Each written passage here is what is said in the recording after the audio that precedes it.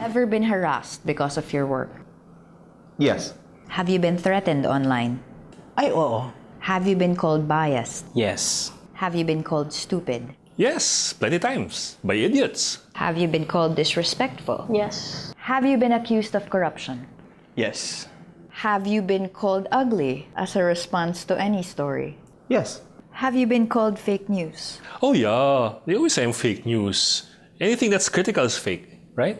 Have you been accused of being an imperialist spy? Yes. Have you been accused of being a communist operative? Yes. Have you been accused of working for the CIA? Yes. Have you been sexually harassed as a journalist? Yes. Has your family been threatened, harassed, or alluded to? Yes, it has. Specifically my daughter. When she died, there were a lot of people who made fun of that. Have you been threatened with rape? Yes. Yes. No, not me, but my family. Have you been threatened with violence? Yes. Have you been threatened with death? Yes. Have you been told how you're going to be killed? Yes. Has the violence been described to you? Yeah, blow my head off. Or bury me alive. What will stop you from reporting? Nothing. Nothing. Nothing. Death. You have to kill me. An unexpected crisis, the news media in post-industrial democracies. As the digital revolution has aided freedom of expression and information, it has also yielded various impacts to press freedom. This defaced the economic independence and financial condition of the press. Because of mainly relying on advertising profit, journalism has been particularly stressed.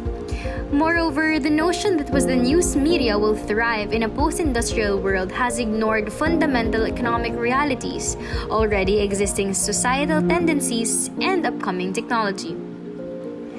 This prevailing optimism overlooked the fact that information, especially news, is a public good, and public goods are often underproduced in the market. Essentially, it disregarded that the news media had been able to solve the public goods dilemma to certain degrees only, as the current communications technology had limited the public's access to information and entertainment, as well as the advertisers' access to consumers. Thinking about journalism as industry, not as an industry, but as industry. What I mean by that is that journalism in the 1980s was the largest manufacturing industry in the United States. And so there's a story to be told about blue-collar workers, newspaper circulation delivery, some of these sort of deeply material things, and what that means when they're suddenly sort of turned into a digital experience, or if they ever can be. News consumption is a vital part of our lives. It is an avenue for new information and political discourse. However, much has changed regarding the status of media as technology continuously advances. While the initial trajectory of media upon the birth of new media is expected to go uphill, the unexpected media crisis says otherwise. First, there has been higher competition to the digital sphere in producing news. This competition negatively affects print and broadcast media economically, especially those of smaller and independent media corporations, therefore increasing the rate of media consolidation. Second, there has been a drop in the number of people who consume news. Now that people have the ability to choose and curate what they see online, those who are uninterested in seeing news are able to ignore it. And lastly, because of these two aforementioned reasons, democracy in this case might be dwindling.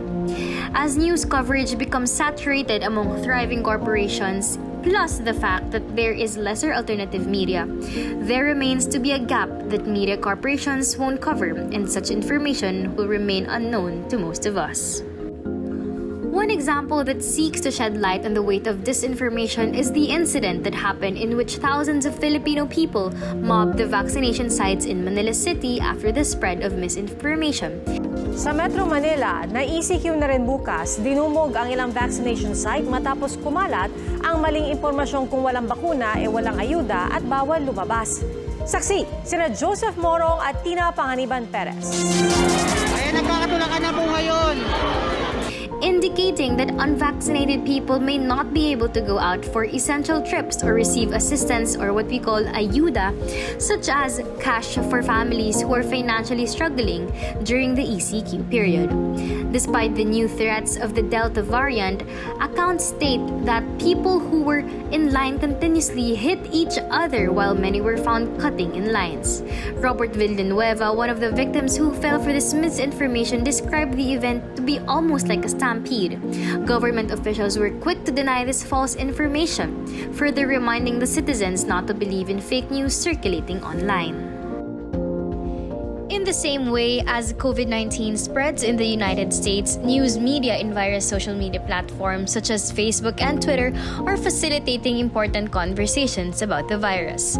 These conversations offer a window into our collective response to the coronavirus outbreak, as well as shaping our reaction in the first place.